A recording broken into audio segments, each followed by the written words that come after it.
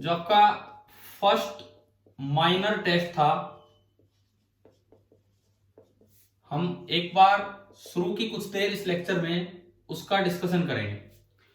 तो देखो, आपको ध्यान आता चलेगा, आपने तो पेपर दिया ही है, मैं आपके ग्रुप पे डाल चुका हूं वो टेस्ट जो मिला था मुझे। अब क्वेश्चन नंबर फर्स्ट, पहला जो था वो इनफाइनाइट ज्योमेट्रिक सीरीज पे आ गया, इनफाइनाइट ज्योमेट्रिक सीरीज पे, लेकिन थोड़ा अलग तरीके से। इन्होंने कहा कि फर्स्ट टर्म 4 है और सेकंड टर्म 3/4 है। इन्होंने पहले बोल दिया कि ये जीपी है, क्वेश्चन नंबर 1 की हम बात कर रहे हैं।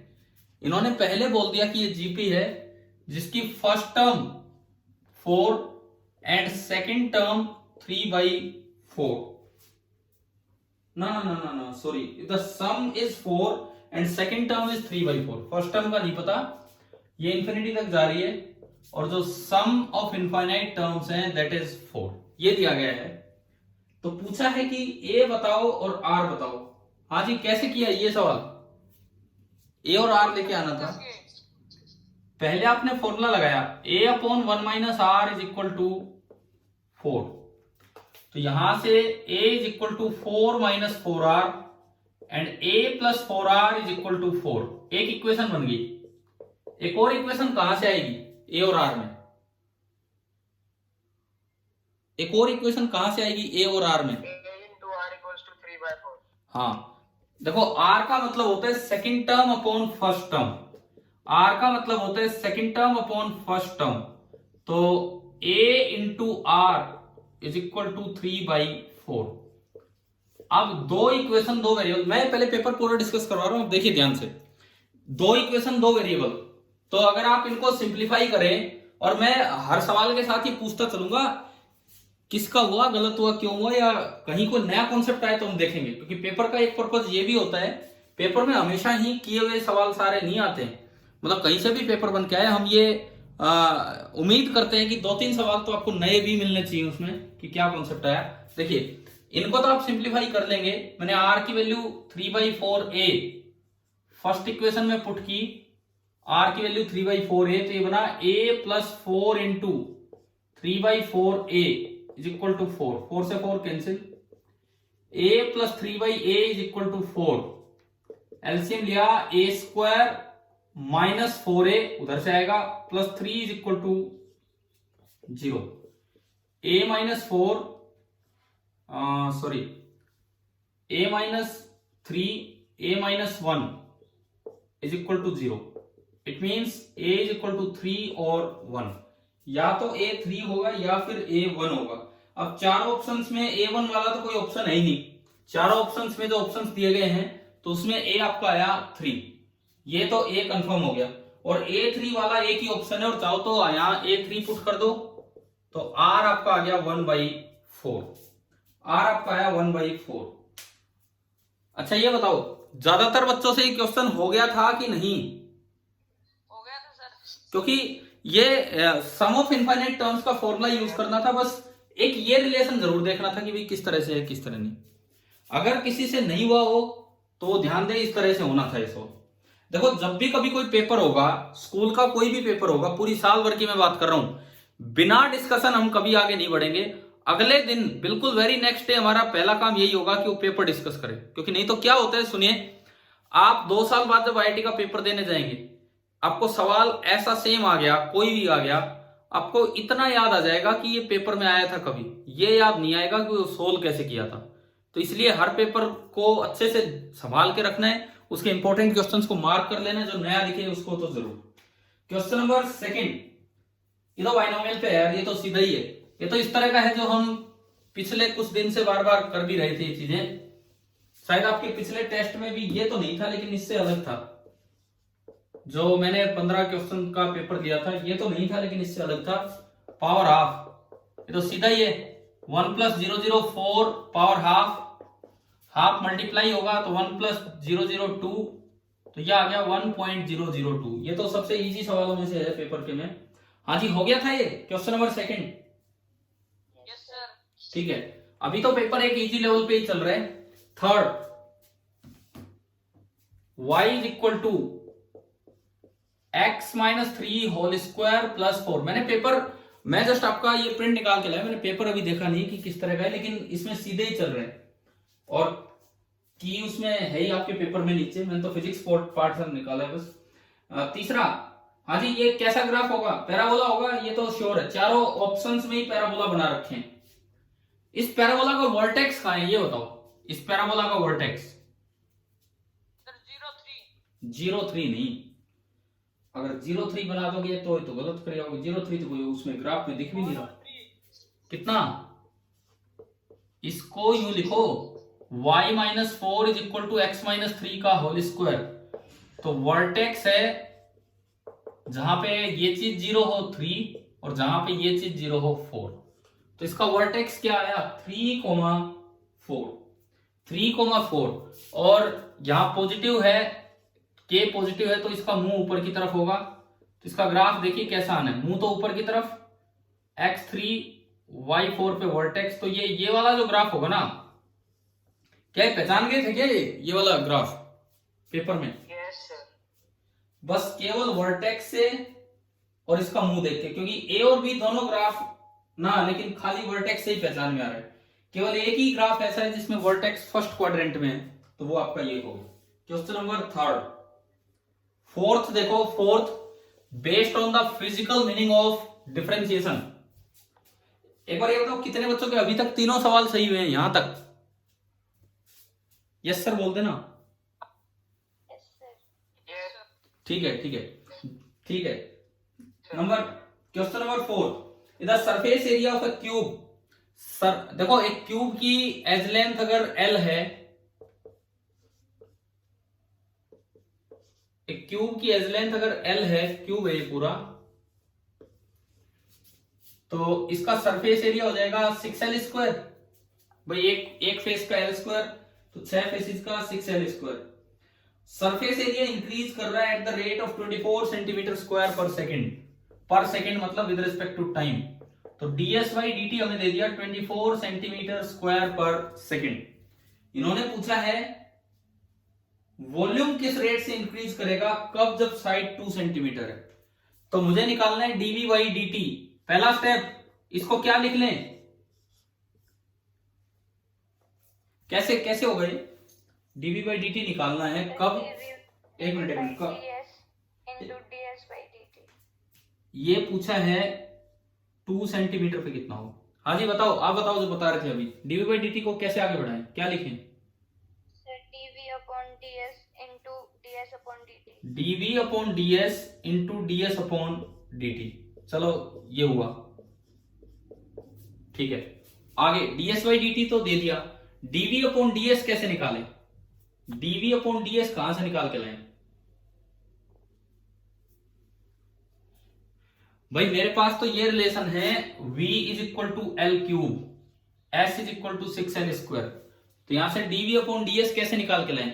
देखिए, आप इससे उसको डिवाइड कर दो, इससे उसको डिवाइड कर दो, तो v बाई एस कितना आया? L by 6। हाँ जी, v बाई एस आ गया L बाई 6। यहां से v आ गया L s बाई 6, v आ गया L इंटू एस बाई 6। मुझे dv बाई dt चाहिए, मुझे dv बाई dt चाहिए। यहां से क्या होगा, अब इससे आगे बढ़ाओ, ये कैसे करें? कोई बच्चा करके आया क्या इस सवाल को? आंसर क्या है आपका? इसमें 4 ऑप्शन है, 64, 12, 36, 24। है जी,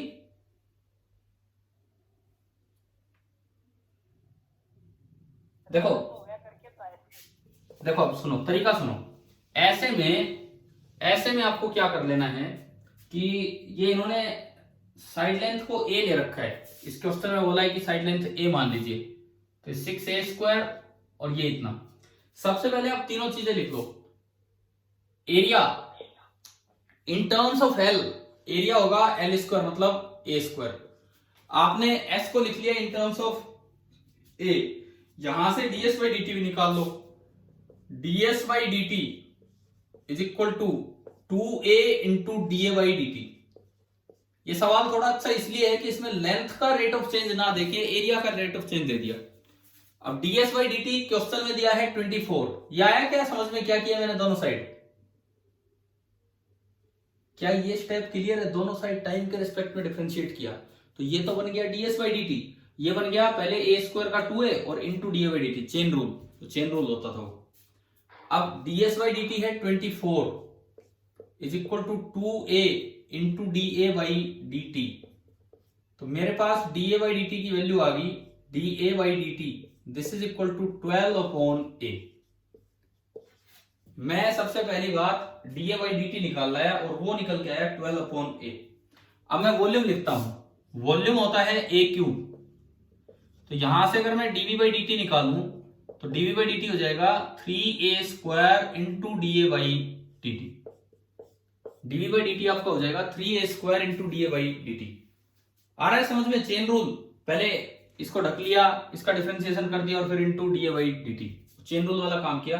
da बाई dt की वैल्यू ये रही मेरे पास, मैंने इसमें पुट की, तो 3a square into 12 by a, 3a square into 12 by a, और यहां से आया da बाई dt की वैल्यू इसमें पुट करने के बाद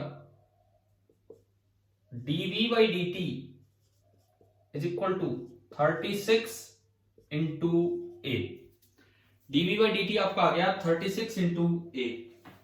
अब ये लिखता है कि जब a 2 सेंटीमीटर होगा, a 2 सेंटीमीटर होगा, ओहो एक ये गलती कर रखी हमने, सॉरी, यहाँ पे जो s है वो a स्क्वायर नहीं है, s कितना है, s कितना है टोटल एरिया, a इंटू ए तो ए का है 6a स्क्वायर, तो 6a स्क्वायर करोगे तो 12a होगा, 12a होगा, और ये 24 और ये 12a, तो ये आया 2 बाई ए।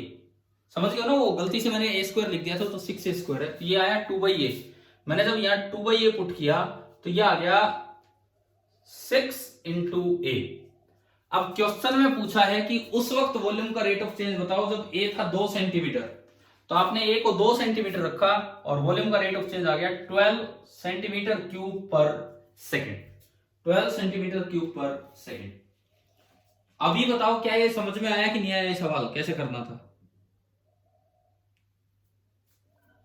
हाँ जी, कोई डाउट है तो अभी पूछ लीजिए, बोर्ड पे यही क्वेश्चन, कुछ रिप्लाई कीजिए, जवाब दीजिए, क्या समझ में आ गए? Yes, sir. और पेपर में अब बताओ कितने बच्चों का आंसर आया? 12। Sir. आ गया? आपका नाम? Sir, पूजा। पूजा, आपका तो आ गया 12। और किसी का? और किसी का भी नहीं आया? क्वेश्चन सही था पर आपका नहीं था। क्या कह रहे हो? क्वेश्चन तो सर आंसर तो सही कर दिया पर आपका नहीं था। अच्छा, तुक्का मार के सही कर दिया। Yes sir. लेकिन अभी बताओ, अभी समझ में आया कि नहीं आया, कैसे करना था? आ गया सर। ठीक है, चलिए हम आगे बढ़ते हैं। क्वेश्चन नंबर 6 ना 5th, what happens to the slope of the curve as shown in the figure as the value of t increases. ये तो एक सीधा सवाल है मैक्सिमम मिनिमम पे। जो हमारा सवाल नंबर 6 है, बड़ा ही सीधा सा क्वेश्चन है ऑन मैक्सिमम एंड मिनिमम। देखो पेपर होने के बाद उसको फेंकना नहीं है कि ये तो गया, कम से कम उसकी एक एक चीज आनी चाहिए, इसीलिए आपको पीडीएफ फाइल दोबारा दी जाती है कि भाई ये पेपर आप देख लो। ये था क्वेश्चन नंबर 5th है, सॉरी 5th। ये तो यार सीधा है, आप देखते ही बता दोगे। इसमें इस तरह का काम है, इस तरह का काम है।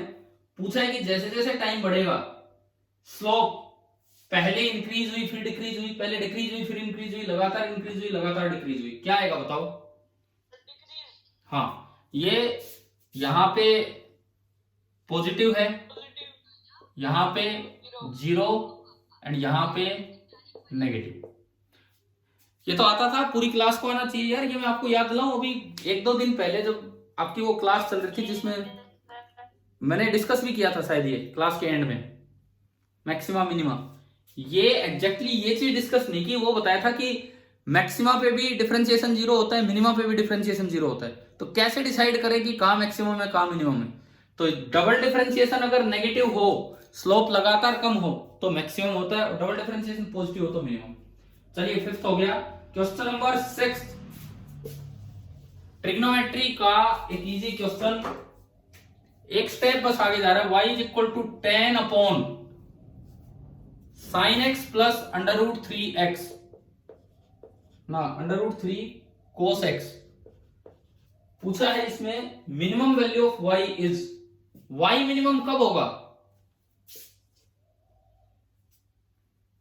y मिनिमम कब होगा? जब डिनोमिनेटर मैक्सिमम हो। और इसकी मैक्सिमम वैल्यू क्या होती है इस तरह के एक्सप्रेशन की?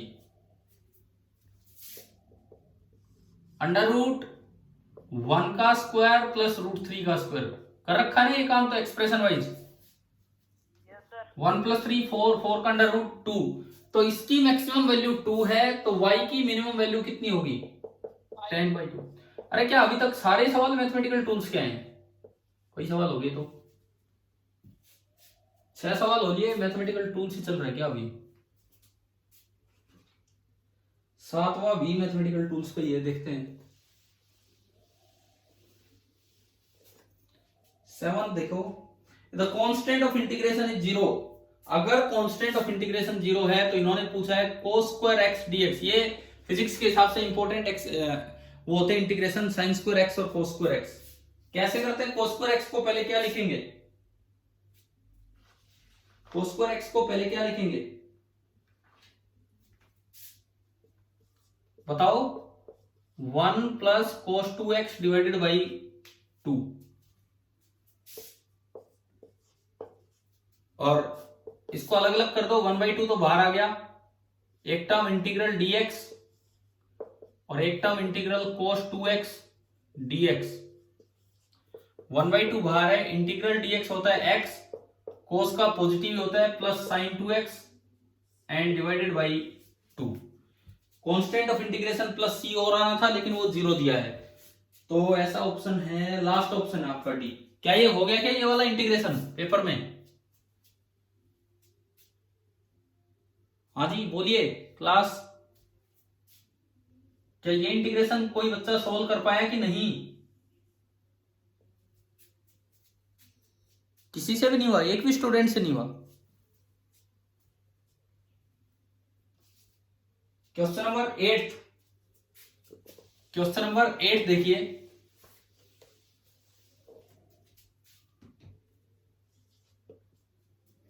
इंटीग्रल e⁴x dx -∞ से 0।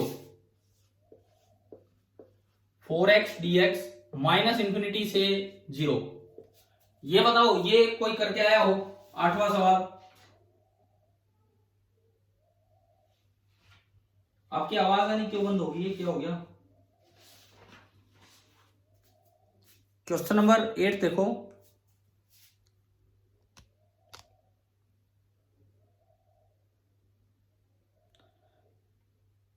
भाई जब मैं पूछूं आप जवाब दिया करो, ऐसे म्यूट मत हुआ कीजिए।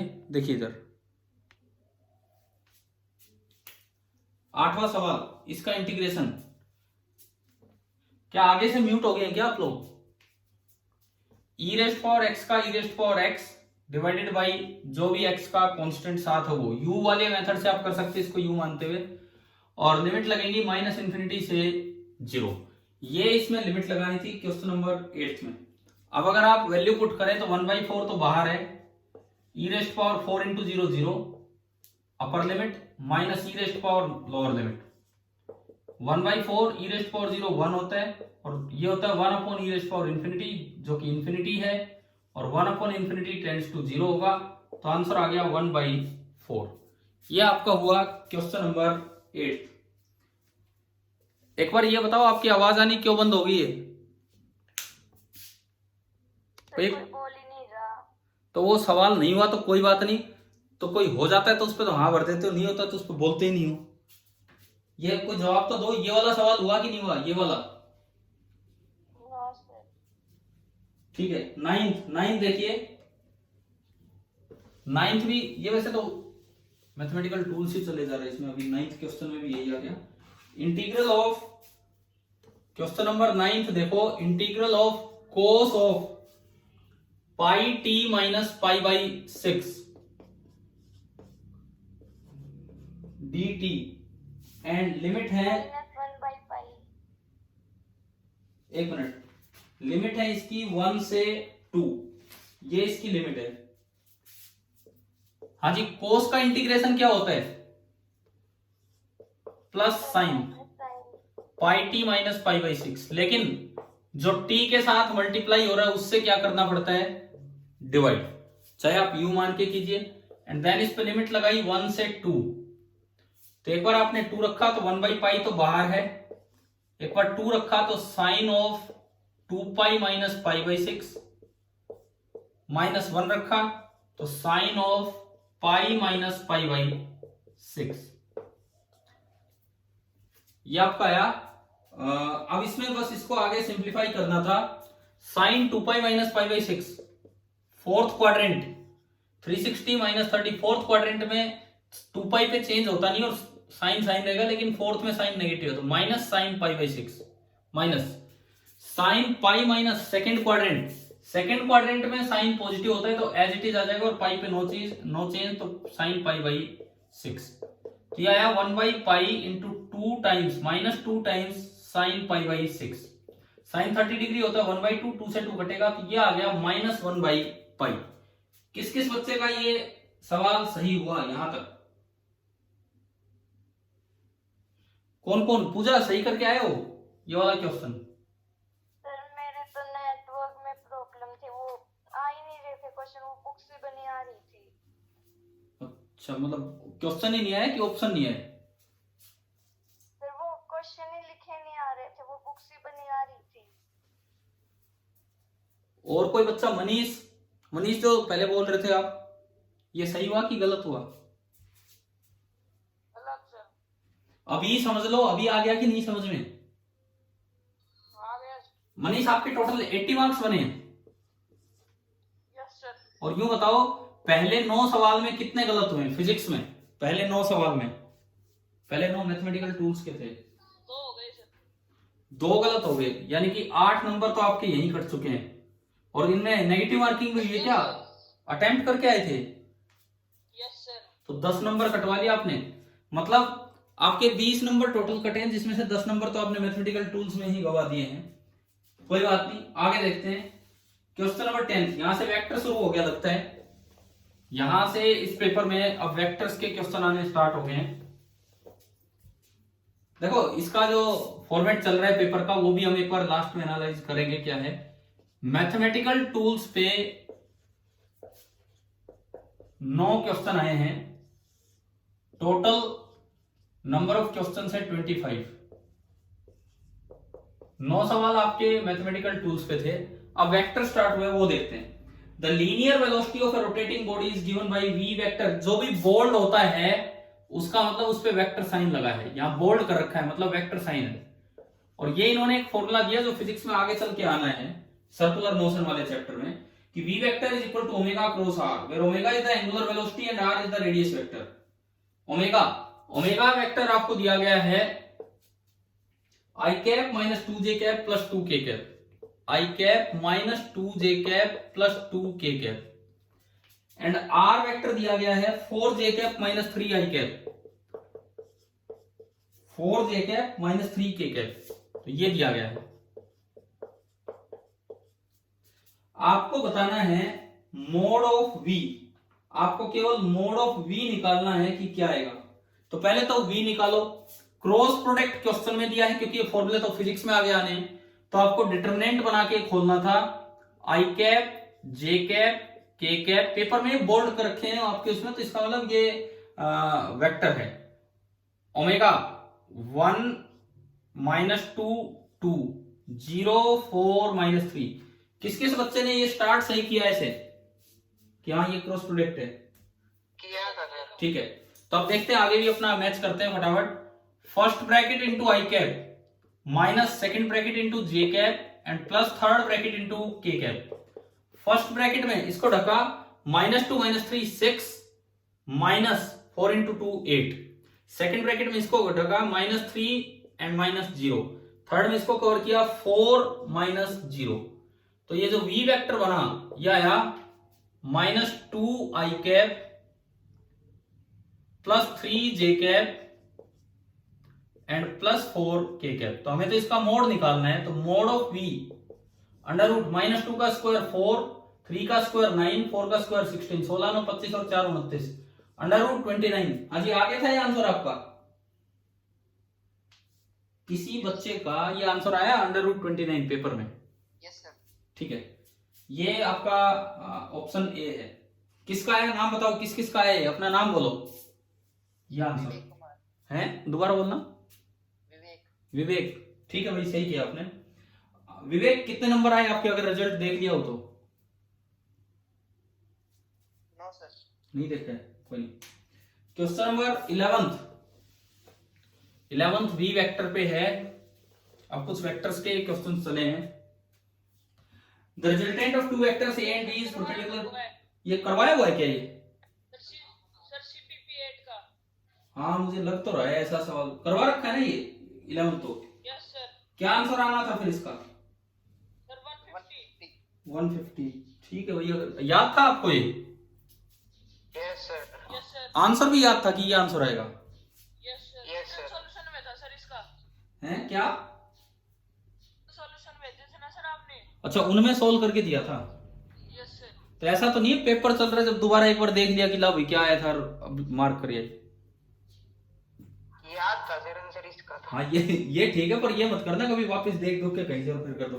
चलो ठीक है, 11 तो आपकी किस्मत है कि डायरेक्ट सीपीपी से आ गया था। 12th वेक्टर का ही क्वेश्चन नंबर 12 ये वर्क एनर्जी से है। एक पार्टिकल पे दो फोर्स लग रहे हैं, F1 2i cap minus 3j cap plus 3k cap.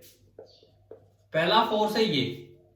दूसरा F2 ये आपका दिया गया है i cap plus j cap minus 2k cap.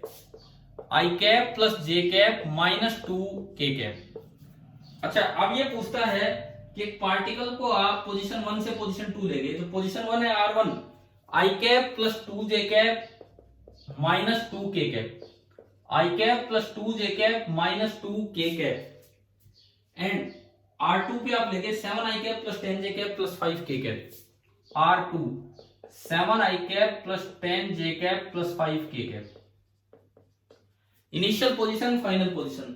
आपसे पूछा है कि केवल वर्क डन बताना है। तो भाई वर्क डन के लिए पहले तो निकालो नेट फोर्स, करवाओ इसको ऐड। ये बनेगा 2 + 1 3i cap minus 3 + 1 minus 2j cap and minus 6k cap.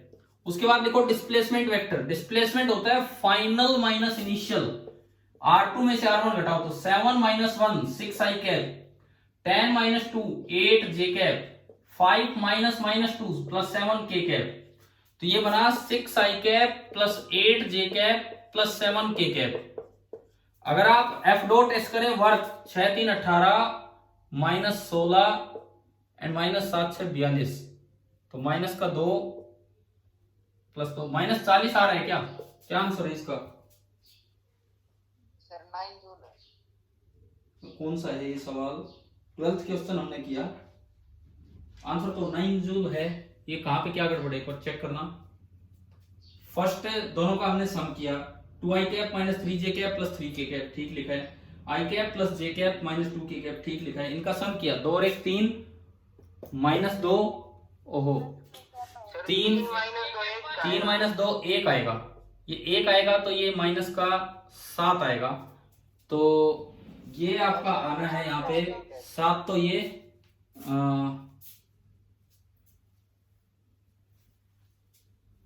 क्या होगा? 1 प्लस का आएगा ऊपर प्लस 1k कैप। ठीक है ठीक है ठीक है। तो ये प्लस का 7 आ गया। तो 7 × 2 9 जूल। कितने बच्चे सही करके आए ये वाला क्वेश्चन, डॉट प्रोडक्ट वाला? सही है सर। सही है सर। ये कैलकुलेट कर दिए थे नेट फोर्स और डिस्प्लेसमेंट? Yes sir. ठीक है, मतलब ऐसा नहीं है ना तुक्का लग गया हो। चलो ठीक है। 13th क्या है? Truck travelling due north with 20 metre per second towards west turns towards west. यार ये तो उस टाइप का है जो HCV का नहीं करवाया था मैंने, काइनेमेटिक्स वेक्टर सब्ट्रैक्शन में हमने क्वेश्चंस किए थे। Yes sir. सेम तो नहीं है, कुछ अलग है। कुछ अलग क्या है? कुछ अलग कुछ नहीं है, हो सकता है स्पीड अलग हो। उसमें लिखा था कि टर्न्स टुवर्ड्स लेफ्ट, इसमें नाम ही दे दिया। उसमें लेफ्ट राइट खुद समझना था। उस क्वेश्चन में जो हमने किया था यहाँ सीधा लिखता है कि वेस्ट की तरफ गया। तो अगर नॉर्थ में जा रहा था वेस्ट की तरफ मुड़ा तो साउथ वेस्ट में वो आएगा चेंज। ध्यान है आपको? Yes sir. ये हो गया कि दोबारा करवाऊं ये वाला सवाल? हो गया है, ठीक है। आगे देखो इसके बाद हो जाएगा नहीं। मैं एक बार डायग्राम बना के दिखा देता हूं। पहले नॉर्थ में जा रहा था 20 से, फिर इधर मुड़ गया 20 से, अब चेंज होगा फाइनल माइनस इनिशियल, तो रिजल्टेंट इधर आएगा साउथ वेस्ट में, और 20√2 हो जाएगा। ये था ये आपका सवाल। ये अभी वेक्टर्स ही चल रहे हैं। 13th भी वेक्टर का है। 14th, what is the angle between P plus Q and P cross Q? बड़ा आसान सवाल है, बड़ा सीधा सवाल है, बताओ। 5/2। हाँ, P प्लस Q तो इसके प्लेन में लाई करता है, और P क्रॉस Q इसके परपेंडिकुलर, तो एंगल 90 डिग्री, जो कि रेडियन में हो गया π/2। किस किस का सही हुआ है? 14th सबसे इजी सवाल है वेक्टर का। सही है सर। ठीक है। 15th, which of the following set of displacement might be capable? हाँ जी, ये बताना है कि कौन चार मिलके जीरो रिजल्टेंट दे सकते हैं। क्या तरीका क्या होता है? 3 हो, 4 हो या 5 हो, क्या तरीका होता है? अगर 3 होते तो किन्हीं भी 2 का सम तीसरे से छोटा नहीं होना चाहिए। अगर 4 हो तो किन्हीं भी 3 का सम चौथे से छोटा नहीं होना चाहिए। अगर 5 हो तो किन्हीं भी 4 का सम 5वें से छोटा नहीं होना चाहिए। याद है ना ये बात? ठीक है। अब सुनो, इसमें बी ऑप्शन में लिखता है 10, 30, 50 और 120। बी ऑप्शन में लिखता है 10, 30, 50 और 120। क्या किन्हीं भी 3 का सम चौथे से छोटा आ रहा है क्या? No sir. अरे यार ये आने लग रहा है छोटा। इन तीनों का सम 4 से छोटा ही तो है, छोटा आ रहा है। तो क्या ये रिजल्टेंट 0 दे सकते हैं? No sir. नहीं। अगला लिखता है 5, 10, 30 और 50। 5, 10, 30 और 50। क्या इन तीनों का सम 50 से छोटा आ गया? तो ये भी रिजल्टेंट 0 नहीं दे सकते हैं। अगला लिखता है 50, 50, 75 और 200। 50, 50, 75 और 200। इसमें बताओ ये सही है। ये दे सकता है 0? ये दे सकता है क्या 0 रिजल्टेंट? No sir. नहीं, इनमें भी इन तीनों का सम 175 ही बनाते, छोटा ही है। और जो पहला ऑप्शन उसमें है 4, 6, 8 और 15। इसमें देखो आप इन 3 का सम करो पहले, कितना आ रहा है? 15 से बड़ा है। और कोई भी लोगे तो 15 खुद ही बड़ा है, तो बड़ा ही आना है। यानी कि इसमें पॉसिबल है कि रिजल्टेंट 0 हो, तो आपका पहला ऑप्शन आएगा। कितने बच्चे ये सही कर पाए ये वाला सवाल? सही है सर। ठीक है। 16th देखते हैं क्या है। वेक्टर, अब लाइन से वेक्टर भी चल रहे हैं। पहले 9 सवाल मैथमेटिकल टूल्स पे थे, फिर वेक्टर पे। मेजरमेंट पे अभी नहीं आए सवाल। For any two vectors A and B, if A dot B is equal to mod of A cross B, ऐसा कब होता है? पहले तो बताओ, इससे एंगल पता लग जाएगा। ए डॉट बी तो होता है A B cos theta, and mod of A cross B होता है A B sine theta. A B से ए बी कटा, साइन थीटा के नीचे उसको ले जाओ तो टेन थीटा बराबर 1। तो इससे मुझे थीटा पता लग गया। दोनों वेक्टर्स के बीच का थीटा कितना है? Angle 45 degree. फिर ये कहता है कि सी वेक्टर है ए प्लस बी, तो उसका मैग्नीट्यूड बताना है। सी वेक्टर है vector A plus vector B, तो हमें सी का मैग्नीट्यूड बताना है। तो सी का मैग्नीट्यूड होगा √ऑफ A square plus B square plus 2ab cos 45। cos 45 कितना होता है? 1/√2। 1/√2 से √2 कटेगा तो √2ab आ जाएगा, और ऐसा ऑप्शन आपका है डी। कितने बच्चे सही कर पाए ये वाला? सही है सर। यहां पहुंच गए थे, थीटा निकाल लिया था इसमें, यस सर। बस तो ठीक है। अगला सवाल बी वेक्टर्स पे ही है। 17th, which of the following is not true? इनमें गलत चीज छाटनी है। 2 वेक्टर आपको दे रखे हैं, देखिए। Vector A 3i cap plus 4j cap, vector A आपका है 3i cap plus 4j cap, और वेक्टर बी है 6i cap plus 8j cap. Vector B है 6i cap plus 8j cap, ये है। Variant D are the magnitudes. तो इन्होंने पूछा है पहला a क्रॉस b 0, दूसरा a upon b is half, मतलब magnitude, a dot b is 48 and mod a is 5। ये आपको इसमें चेक करना है कि कौन सा गलत है। तो 4 ऑप्शन एक एक करके स्टार्ट करने चाहिए थे। सबसे आसान है मोड a। मोड a बताओ यहां से कितना आ रहा है? कितना आ रहा है मोड a? 5। तो ये तो सही है। उसके बाद दूसरा तरीका, आप मोड बी निकाल लो। मोड बी कितना आ रहा है? 10। तो ए अपॉन बी कितना आया? ए अपॉन बी मतलब मैग्नीट्यूड 1/2। ये भी सही है। अब बच गए दो डॉट और क्रॉस प्रोडक्ट का। क्या निकालना आसान होता है, डॉट या क्रॉस? डॉट। तो पहले डॉट वाला चेक करो, ए डॉट बी 6 और 3 18, 8 4 32, 32 और 18 50। क्या दिया है ए डॉट बी? जी आ जाएगा सर। हाँ ये 48 दे रखा है, जबकि 50 आ रहा है, तो रॉन्ग ही छाटना था। अच्छा देखो, अब इस क्वेश्चन की खासियत ये है, कई बार हम जल्दबाजी में पढ़ लेते हैं कि बस ये देखा ही नहीं कि गलत बात बतानी है, पहला ऑप्शन चेक किया वही सही आ गया, उसे ही टिक करिए। ये ध्यान से पढ़ा करो, नॉट ट्रू वाले भी कई बार आ जाते हैं। तो इसका आंसर ये आया। कितने बच्चों ने सही किया ये वाला? सही है सर। ठीक है, मुझे लगता है वेक्टर्स के खत्म हो गए। तो 8 सवाल 17 पे आके वेक्टर खत्म है। देखो 25 में से एक सीक्वेंस में काम चल रहा है, 25 में से 9 सवाल तो प्योरली मैथमेटिकल टूल्स पे आए, उनमें फिजिक्स का कोई काम नहीं था, केवल मैथ्स था। अगले 8 सवाल आपके बच गए वेक्टर्स पे। बचे कितने सवाल है इसमें? 9 और 8 17, कितने बचे? ओह काम तो काफी बचा हुआ है अभी इसमें। Physical world, units, errors and dimensions, इनमें से फिर बचे हुए 8 सवाल होंगे। देखते हैं किस तरह से डिवाइड किए हैं। अगला क्वेश्चन नंबर, राय हुआ सर ये अगला भी। एक मिनट रुको। अरे ये तो आप अगर क्वेश्चन ना भी पढ़ते तो क्या आपको ईटा के डायमेंशंस याद हैं? Yes sir. Yes sir. वैसे सवाल तो यूं था कि अगर आपको ईटा के डायमेंशन नहीं भी याद तो इस फॉर्मूले से निकालने थे। इन्होंने एक फॉर्मूला दिया है, बराबर minus eta A into d v by d z. लेकिन अगर किसी बच्चे को ईटा के डायमेंशन ही याद हो तो डायरेक्ट लिख सकता है। क्या होते हैं ईटा के डायमेंशंस बताओ? m1l - 1t - 1। तो आपने सही किया होगा। Yes sir.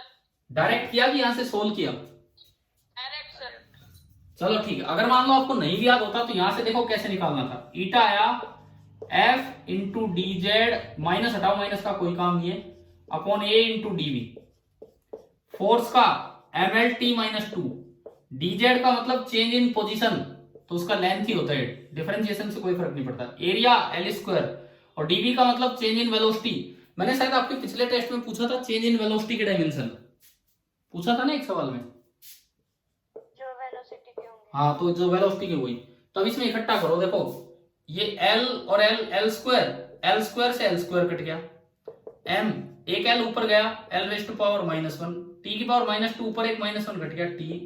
ये सवाल क्वेश्चन पेपर बनाने वाले ने तो इसलिए दिया था कि आप यहां से करें, परंतु उन्हें क्या पता कि आप पहले से याद करके जा रहे हैं, नहीं तो हो सकता है इस तरह का सवाल बना देते। चलो ठीक है, आगे बढ़ते हैं। क्वेश्चन नंबर 19, मतलब ये 18वां सवाल आपका आया डायमेंशन पे। Question number 18 was on dimension. बस देख रहे हैं कितने कितने सवाल किसमें हैं। 19 यार ये वो तो नहीं है एनसीईआरटी वाला, या कुछ अलग है? मेरे यस सर। सेम है। Sir the period of oscillation of a simple pendulum is t = 2 pi √ L by g।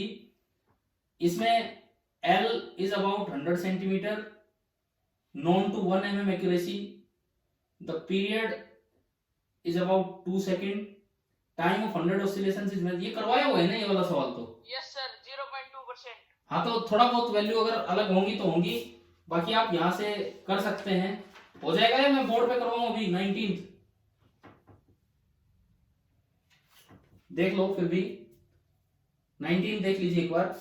ये कहता है कि टाइम पीरियड का फॉर्मूला होता है 2 pi √ L by g, 2 pi √ L by g, ये टाइम पीरियड का फॉर्मूला होता है। Where L is about 100 centimetre, L लगभग 100 सेंटीमीटर है, नॉन टू 1 mm एक्यूरेसी, तो परसेंटेज एरर इन L हो गया 1 mm अपॉन 100 सेंटीमीटर इंटू 100। तो 1 mm को आप 10 सेंटीमीटर लिख सकते हैं, अपॉन 100 सेंटीमीटर इंटू 100। सेंटीमीटर से सेंटीमीटर गया, ये क्या हुआ, 1 mm को मैंने 10 सेंटीमीटर कैसे लिख दिया? 1 mm होता है 0.1 सेंटीमीटर, ये कट गया। तो ये आपका बचा 0.1%। तो परसेंटेज एरर इन लेंथ तो आ गई 0.1%। उसके बाद फिर ये लिखता है the period is about 2 second. The time of oscillation of 100 oscillations is measured by a stopwatch of least count 0.1 second. देखो अगर पीरियड 2 सेकेंड है तो 100 ऑसिलेशन का टाइम 200 सेकेंड हो गया। अगर पीरियड 2 सेकेंड है तो 100 ऑसिलेशन का टाइम 200 सेकेंड हो गया, और जो स्टॉपवॉच थी उसका लीस्ट काउंट है 0.1 सेकेंड। तो इसमें एरर आया 0.1 सेकेंड अपॉन जो टाइम मेजर किया 200 सेकेंड इंटू 100। बताओ ये आया क्या समझ में, कैसे किया हमने? बिल्कुल सेम एनसीईआरटी वाला क्वेश्चन नहीं है, उससे थोड़ा अलग है। उसमें तो क्या था, 100 ऑसिलेशन का टाइम दे रखा था कितना है, यहाँ पे एक का पीरियड दे रखा है 2 सेकंड और बोला है 100 ऑसिलेशन मेजर किए। तो अगर एक का 2 सेकंड है तो 100 ऑसिलेशन का 200 सेकंड होगा, और उसमें एरर क्या आएगा, सेकंड से सेकंड गया 0000 0.005 या आ गया 0.1/2%। वैसे लिख के छोड़ रहा हूं इसे 0.1/2%।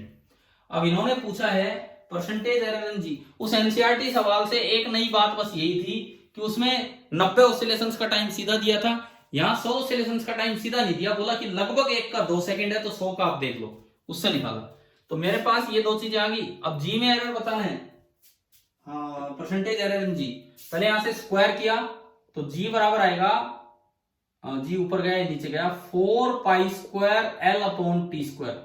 क्या मल्टीप्लीकेशन में कांस्टेंट से कोई फर्क पड़ता है कि नहीं? नो सर, नहीं पड़ता। तो percentage error in G for small change 1 times percentage error in L plus 2 times percentage error in T। तो 1 times percentage error in L 0.1% plus 2 times percentage error in T 0.1/2%। 2 से 2 कटा और ये जुड़ के 0.2% आ गया। क्या यही आंसर दिया इसका? आ गया समझ में? Yes sir. किस किस का ये सही हुआ, ये 0.2%? देखो ये सवाल कितनी बार रिपीट हो चुका था, सुना। एक बार जब मैंने एनसीईआरटी वाला काम किया तब भी मैंने बताया था, एक बच्चे का नाम भी लिया था विकास का कि वो गलत करके आया था, जबकि ये आईआईटी में उसका सिलेक्शन भी हो गया था इस तरह से। तब भी ये क्वेश्चन हुआ। वहां और यहाँ में डिफरेंस ये है, वहां 90 सेकंड का एक साथ टाइम दिया था, यहाँ एक का दे रखा और बोला मेजर इतने का किया, तो वो आपको देखना है। फिर जब मैंने आपका पिछला टेस्ट हुआ उसमें भी ये सवाल डाला था, लेकिन उसमें एक चीज आसान कर दी थी। जो सवाल जो पेपर मैंने लिया था उसमें बस परसेंटेज एरर आपको डायरेक्ट दे दिया था, याद है? याद है क्या? ये टाइम पीरियड वाला ही क्वेश्चन दिया था, लेकिन परसेंटेज एरर मैंने डायरेक्ट दे दिया था। तो ये अच्छा सवाल है ये भी। चलिए आगे बढ़ते हैं। एरर पे था ये क्वेश्चन नंबर 18 डायमेंशन पे था, 19 एरर पे था, 20 तो शायद आपका किया हुआ है। R बराबर V/I, ये क्वेश्चन हमने दोनों जगह किया था, पावर भी निकाली थी और रेजिस्टेंस भी, याद है? एनसीईआरटी का ही तो था ये क्वेश्चन, सोल्ड एग्जांपल। देखो ये आपका अगला सवाल है, एरर पे ही है कि V की वैल्यू दी है 100 ± 5 वोल्ट एंड I की जो वैल्यू दी है दैट इज 10 ± 0.2 वोल्ट, ये I की वैल्यू है। तो आपसे पूछा है कि what is the total error in R। R में एरर कितना है, लेकिन आंसर इन्होंने परसेंटेज में मांगा है। सर आई वोल्ट आएगा? आई वोल्ट नहीं आएगा, मैंने वोल्ट लिख दिया, सॉरी, आई एम्पियर। अब ये बोलता है कि भाई आप एरर बताओ लेकिन परसेंटेज एरर बताओ कितना होगा।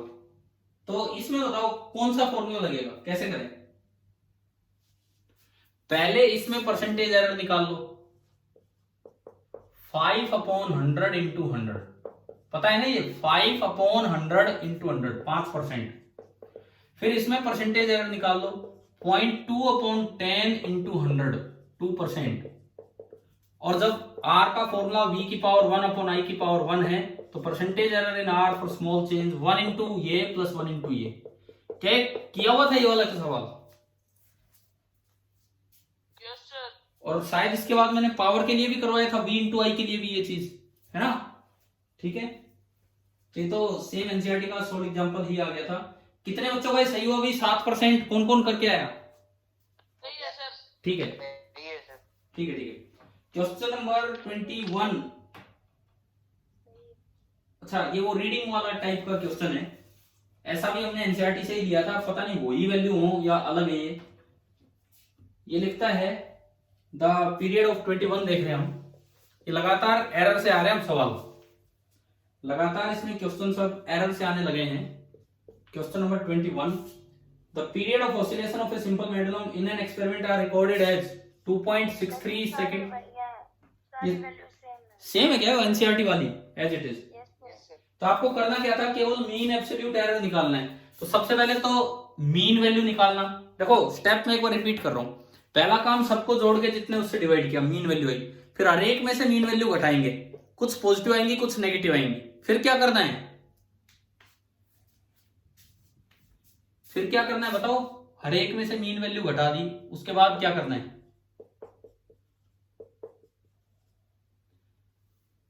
अरे बोलो एक बार, फिर मैं आगे बढ़ूंगा। T1 T2 T3 T4 suppose कीजिए 4 वैल्यू है। पहले आपने टी मीन निकाल ली, true value T1 plus T2 plus T3 plus T4 divided by 4। उसके बाद आपने हर एक में से मीन वैल्यू घटा दी, कोई नेगेटिव आएगी कोई पॉजिटिव आएगी, हो सकता है कोई जीरो भी आ जाए। उसके बाद मीन एरर कैसे निकालते हैं बताओ? Absolute error. अगला काम, आप इन सब का मोड लेंगे, पॉजिटिव ही लेने हैं सारे। बताया था ना कि कभी माइनस के साथ ले लो फिर तो गलती कट जाएंगी। सबका मोड लेके सबको ऐड करके जितने हैं उससे डिवाइड कर दो, ये आपका आंसर आ जाएगा। करना आता था ये? करके आए हो ये वाला सवाल? Yes sir. Yes sir. ठीक है, ये शॉर्ट एग्जांपल है एनसीईआरटी का, अगर वही वैल्यूज है तो। और इसी समय मैंने आपको पढ़ाया था कि क्या एब्सोल्यूट एरर नेगेटिव हो सकता है? No sir. नहीं हो सकता, क्योंकि हम पॉजिटिव लेके ऐड करते हैं। चलो 21 भी हो गया। 22वां, एक मिनट, ये एक अच्छा सवाल है, बड़े एरर पे है। बड़े एरर पे है ये, छोटे एरर पे नहीं है, तो ये फॉर्मूले नहीं लगेंगे। If there is a positive error of 50% is the velocity measurement. ठीक है, इस पेपर का है कि ये काफी अच्छा सवाल माना जा सकता है, क्योंकि अक्सर बच्चे फॉर्मूला ही लगाते हैं। ये कहता है कि वेलोसिटी मेजरमेंट में जो एरर हुआ वो 50% का हुआ, काफी बड़ा एरर हो गया। तो error in the measurement of kinetic energy कितना होगा, ये आपको बताना है कि काइनेटिक एनर्जी के मेजरमेंट में कितना एरर होगा। कैसे करते थे वही मैंने सिखाया था आपको, इस तरह का काम करना। शुरू में मान लो वेलोसिटी है v, तो काइनेटिक एनर्जी होगी हाफ mv²। रेजिस्टेंस में करवाए थे ऐसे सवाल, रेजिस्टेंस में R बराबर ρl बाई a में, छोटा भी और बड़ा भी। तो यहां भी तो करवाए होंगे काइनेटिक एनर्जी, मोमेंटम, इन सब में। हाँ जी, अगर 50% का एरर है तो एक बार 50% बढ़ा लो। तो v का 50% बढ़ाया तो v/2 बढ़ा दिया, तो नई वेलोसिटी होगी 3/2v। उससे नई काइनेटिक एनर्जी होगी हाफ m 3/2v का स्क्वायर, तो 9/4 टाइम्स होगी। 9/4 टाइम्स के इनिशियल, ये के इनिशियल था। अब देखो percentage error in kinetic energy ऐसे निकालते हैं, फाइनल माइनस इनिशियल, तो 9/4 माइनस 1, क्योंकि ये तो के इनिशियल है और वो 9/4 के इनिशियल है, अपॉन के इनिशियल इंटू 100। ये कैंसिल हो गया। ये 5/4 इंटू 100, 25 गुणा 5 यानी कि 125%। किस किस ने सही किया ये वाला सवाल? एक भी बच्चे का सही नहीं हुआ ये। हाँ जी मनीष, गलत है क्या ये आपका? हो गया सर। किसका सही हुआ है बताओ, नाम बताओ। निशांत। निशांत, ये ध्यान है हमने पीछे क्लासेज में लिए थे कि अगर बड़े एरर हो तो कैसे करना होता है, या तुक्का लगा है? यस ऐसे ही किया था। तुक्का तो नहीं लगा ना, मैं वही पूछ रहा हूं। और निशांत कितने नंबर बने आपके टोटल? किया था सर सॉल्व। कितने नंबर बने टोटल आपके फिजिक्स में? 80 आपके बने। ठीक है मनीष, एक बार आप बोलो भाई। मनीष सुन रहे हो मेरी आवाज? अरे कहां गए मनीष? चलो कोई नहीं, छोड़ो अभी। ये आपका हो गया 22वां सवाल। ये लाइन से 19, 20, 21 और 22 4 सवाल आपके एरर पे थे और एक डायमेंशन पे आया था। तो आपके 4 सवाल एरर पे हैं। इस पेपर का मैं डिस्ट्रीब्यूशन बता रहा हूं किस तरह से। एक डायमेंशन पे आ चुका, और भी आगे डायमेंशन पे, तो वो देखते हैं। देखो सवाल number 23, if LCR represent inductance, capacitance and resistance. भाई मैंने आपको एक टेबल भेजी थी डायमेंशनल फॉर्मूला वाली। Yes sir. तो LCR then which of the following does not represent the dimension of frequency. Frequency होती है 1 टाइम पीरियड। तो आपको यूं देखना था, हर एक ऑप्शन का उल्टा करके देख लो कि कौन टाइम को रिप्रेजेंट नहीं करता। पहला ऑप्शन है 1/RC, उसका उल्टा RC। क्या RC टाइम कांस्टेंट होता है किसी सर्किट का? बताया था आपको RC। 12th में एक सर्किट आएगा, क्या मैंने कभी किसी क्लास में जिक्र कर चुका हूं ना मैं आपके सामने? ये वाले भी फॉर्मूले होते हैं। Yes sir. तो RC तो टाइम होता है। अगला R/L का उल्टा L/R। बताओ क्या L/R टाइम कांस्टेंट होता है? L/R होता है, बिल्कुल पढ़ाया होगा LR सर्किट में। और अगला है 1/√LC, तो उसका रेसिप्रोकल है √LC। ये रेजोनेंट टाइम पीरियड होता है। ये 12th के हैं यार वैसे ये क्वेश्चन तो, पर यहां दे दिया है, कोई बात नहीं। और आखिरी ऑप्शन है C/L। देखो हम अपनी क्लासेज में डिस्कस कर चुके थे, ये टाइम होता है, ये टाइम होता है, ये टाइम होता है, तो इन तीनों का रेसिप्रोकल फ्रीक्वेंसी होगी। तो क्या आंसर आ जाएगा जो फ्रीक्वेंसी को रिप्रेजेंट नहीं कर रहा है? C/L। कितने बच्चे करके आए इसे? C/L आ जाएगा, ठीक है। कितने बच्चे करके आए सही? सही है सर। सही है सर। ठीक है। क्वेश्चन नंबर 24, ये क्या सवाल है देखते हैं एक minute. If the constant of gravitation G, Planck's constant H and velocity of G H C, the dimension of radius of gyration is. यार सुनो, मैंने ये तो नहीं, परंतु इससे अच्छा सवाल तो आपके पिछले टेस्ट में पूछ रखा है। इसमें तो खाली एक चीज पूछी है। एक याद है क्या आपको? First and second are wrong, second and third are wrong. आपने अगर पेपर दिया हो या उसकी डिस्कशन क्लास जो मैंने वीडियो रिकॉर्ड करके डाली थी थोड़ी देर बाद कल, वो देखी हो, तो ये सवाल तो नहीं। इसमें तो पूछा है radius of gyration. Radius of gyration की यूनिट क्या होती है बताओ? रेडियस ऑफ गायरेशन,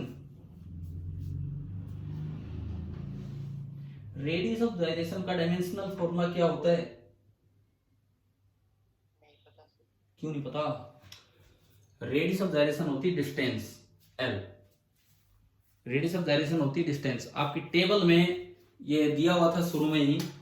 बाकी मैंने आपको एक सवाल करवाया था पिछले पेपर में कि इनकी पावर XYZ के रूप में एक बार मास निकालो, एक बार लेंथ निकालो और एक बार टाइम निकालो। बताओ, ये 3 सवाल थे, एक में ही 3 पार्ट थे एक ही क्वेश्चन में। याद है क्या? पिछला वीडियो देखा हो तो आपने? अरे नहीं याद आ रहा तो मैं करवाऊं? करवाना सर ये वाला। ठीक है, अब सुनो, पहले मेरी बात सुनो।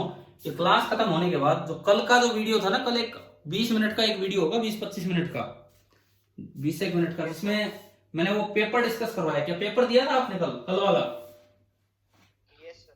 तो उस पेपर में एक क्वेश्चन दिया था। मैंने कौन सा सवाल दिया था पता नहीं, अभी पेपर नहीं है मेरे पास है, एक मिनट रुको।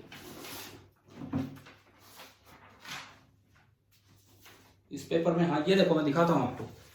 क्वेश्चन नंबर 12 दिख रहा है क्या इसमें? बताओ। क्वेश्चन नंबर 12 नजर आ रहा है? मैं और थोड़ा पास ले आता हूं।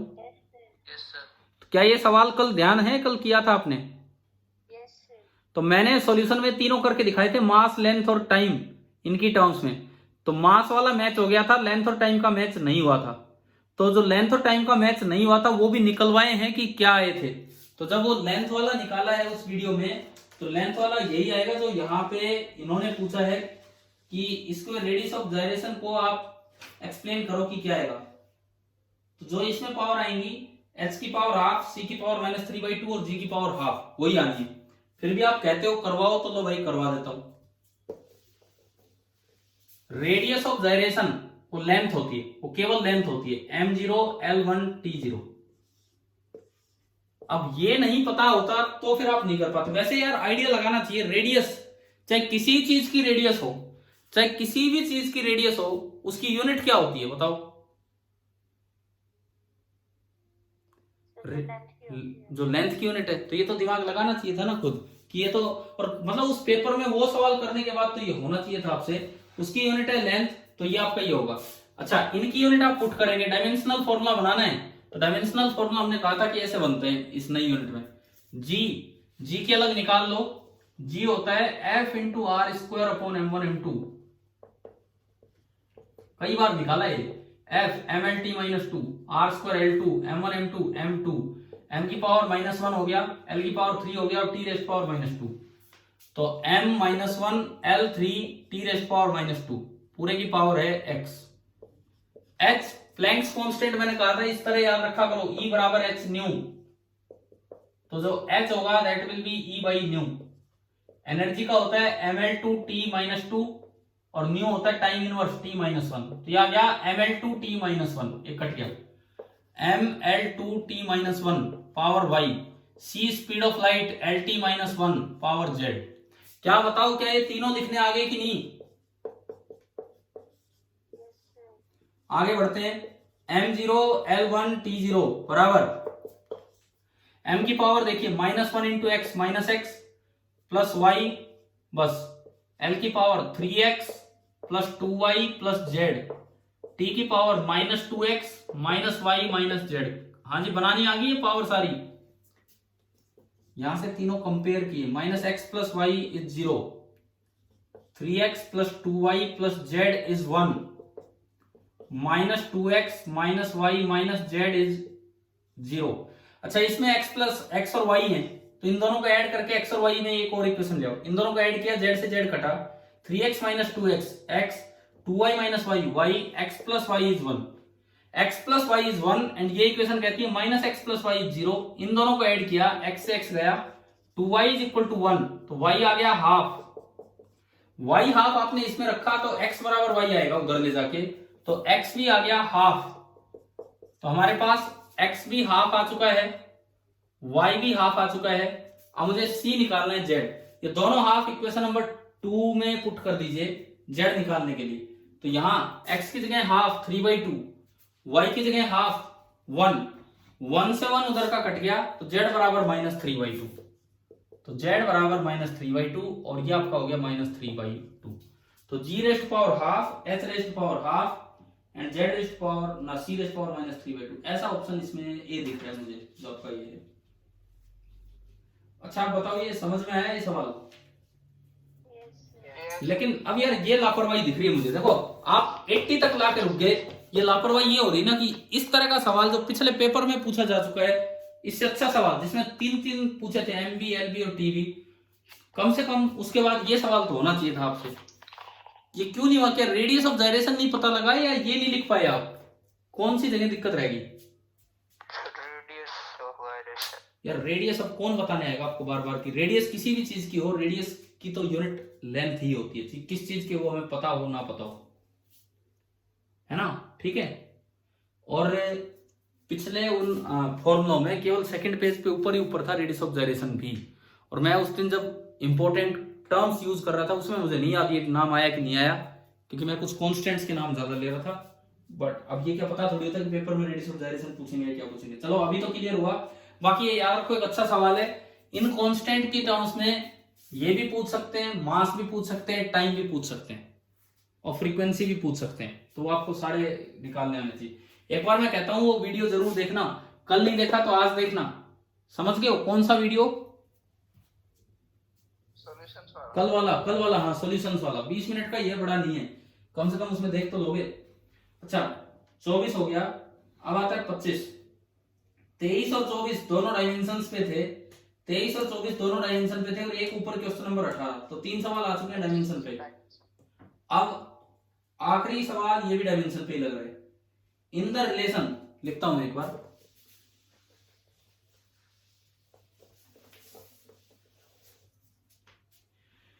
इन the relation P is equal to alpha upon beta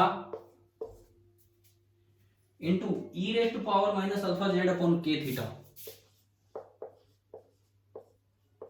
इसमें देखना पड़ेगा कौन कौन सी चीज क्या क्या दी है। इन्होंने दिया है P प्रेशर है, Z डिस्टेंस है, K बोल्ट्जमैन कांस्टेंट है और थीटा टेम्परेचर।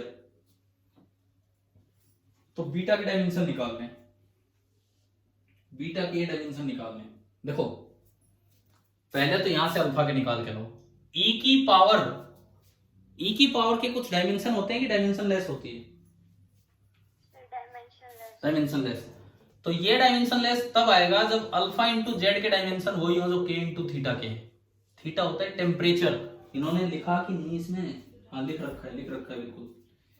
थीटा टेम्परेचर होता है। देखो आपको याद हो के का फॉर्मूला मैंने बताया था एनर्जी अपॉन टेम्परेचर, बताया था बोल्ट्जमैन कांस्टेंट। Yes sir. और वैसे नहीं पता तो इन्होंने दे रखा है, एक ब्रैकेट में फॉर्मूला दिया है, एनर्जी का फॉर्मूला होता है 3/2 k थीटा। 3/2 k थीटा मतलब k इंटू थीटा जो है उसकी यूनिट एनर्जी की ही यूनिट है। चाहे आप k को लिख दो एनर्जी अपॉन टेम्परेचर, टेम्परेचर से टेम्परेचर कट गया, यानी कि अल्फा इंटू जेड बराबर एनर्जी, तो अल्फा इंटू एल बराबर ml2t-2। एक एल से एक एल गया, तो मेरे पास अल्फा के डायमेंशन आ गए mlt-2। चलो एक काम तो हुआ, अल्फा के डायमेंशन आए mlt-2। उसके बाद ये पूरा बताओ, ये पूरा डायमेंशनलेस है कि इसके डायमेंशन होते हैं? ये पूरा डायमेंशनलेस। ये भी डायमेंशनलेस, तो हटाओ इसको, यानी कि P बराबर अल्फा अपॉन बीटा।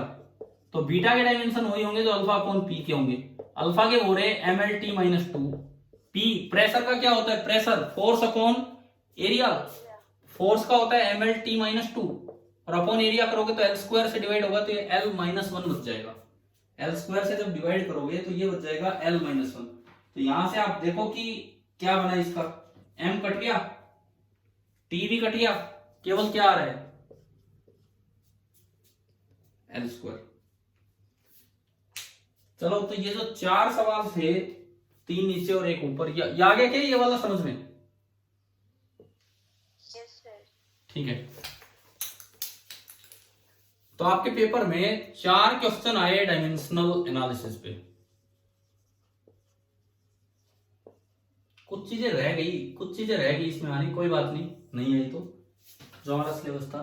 कौन से ऐसे पार्ट है जिन पे बाई चांस यहाँ क्वेश्चन नहीं है जो हम एक्सपेक्ट कर रहे थे? बताओ एक बड़ा इंपॉर्टेंट पार्ट जिस पे लग रहा था हमें सवाल आएंगे वो किस पे? मेजरमेंट। हाँ मेजरमेंट में एक तो सप्लीमेंट्री यूनिट पे भी, खैर चलो कोई बात नहीं यार, वो तो आगे आते रहेंगे पेपर्स में।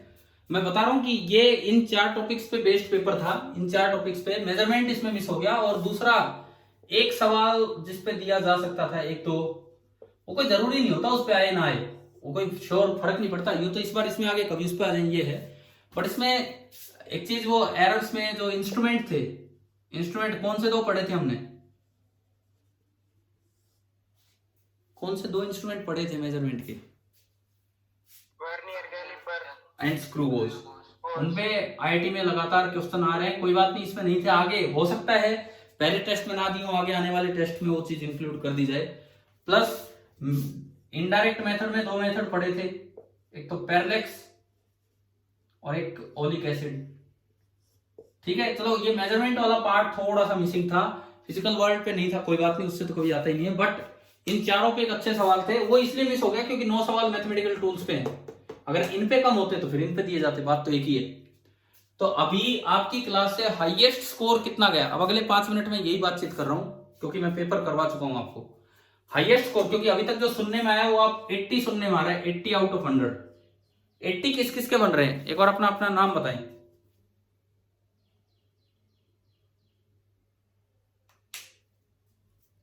80, एक तो मनीष आपके 80 मार्क्स है क्या?